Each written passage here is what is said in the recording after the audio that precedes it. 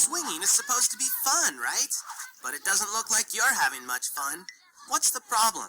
Travis is trying to take the swing from me and I got here first. But he's not even swinging. He's just twisting around. It sounds like you're stuck, and you're not going to be able to swing your way out of it.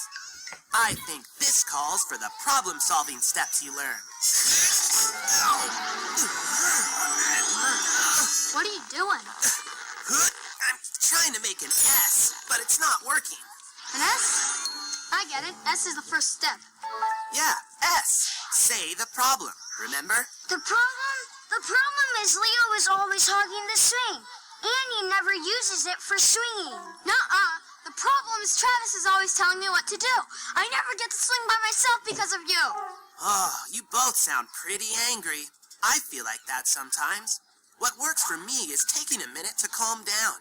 If you can calm down, then you can try saying the problem without blame.